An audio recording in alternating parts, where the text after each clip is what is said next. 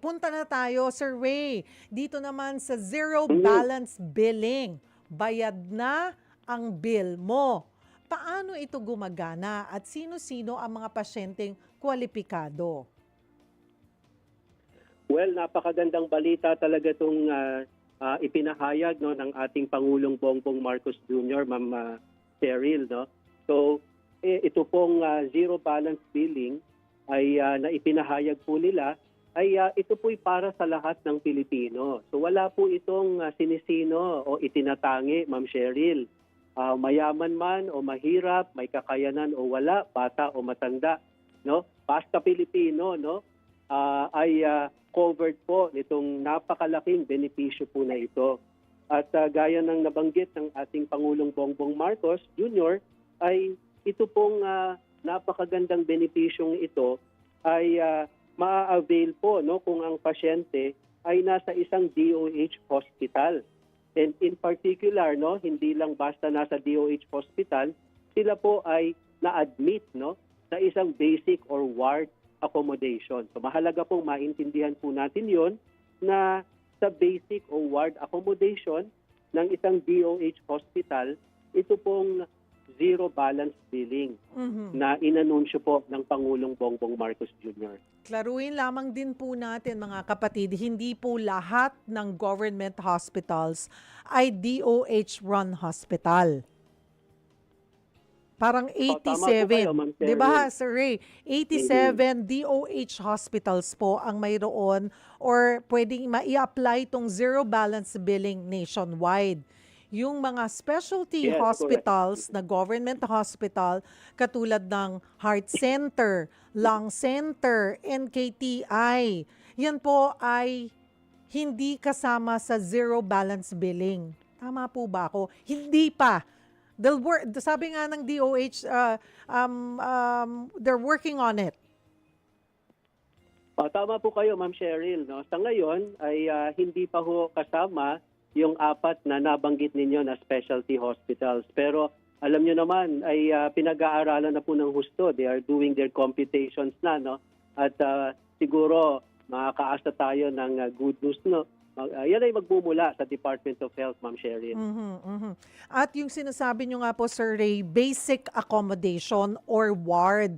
Pinagmalaki na rin naman po ng DOH kung paano din daw nila in-improve naman yung sitwasyon po ng basic accommodation or ward.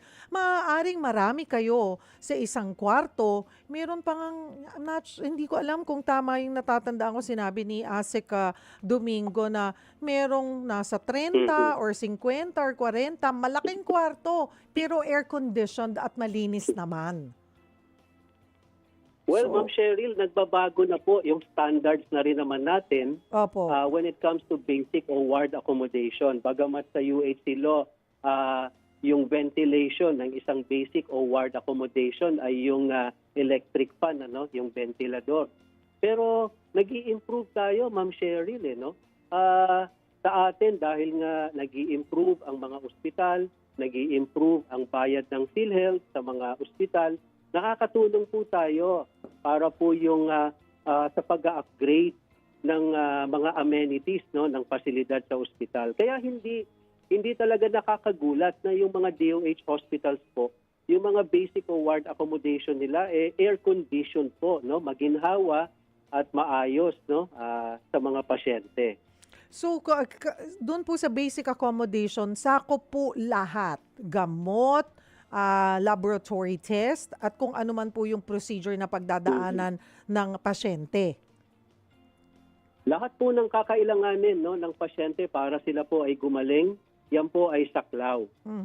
Ang hindi po saklaw diyan ay yun pong mga fringe no o mga amenities na ire-require ng pasyente. Halimbawa ay gusto niya may sarili siya, iba yung doktor niya, no, mamimili siya ng doktor.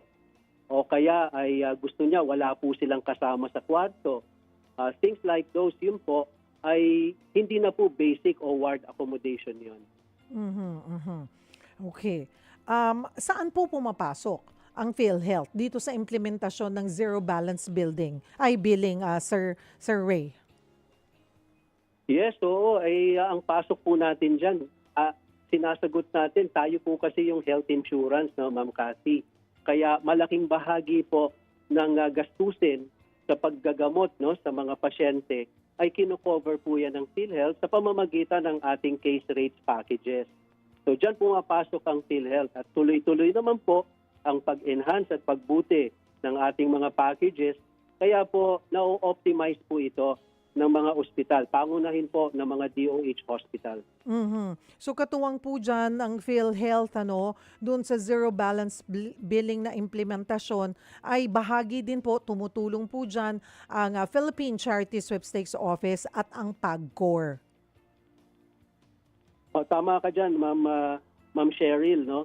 Napaka-active ng ating pong PCSO at PAGCOR para po mangyari po itong zero balance billing na in-announce, no, ni Pangulong Bongbong Marcos Jr. Mhm. So, mga kapatid, basta siguraduhin lamang po ninyo na DOH Hospital po yan. Maaari nyo naman po yan tanungin, DOH Hospital. Tapos, yun nga po, sabihin nyo, basic accommodation ang gusto nyo po para nga hindi na kayo mamroblema sa kung ano man pong babayaran. Pero kung may pasyente pong siningil, kahit dapat libre na, pwede naman hong magreklamo rin sa PhilHealth?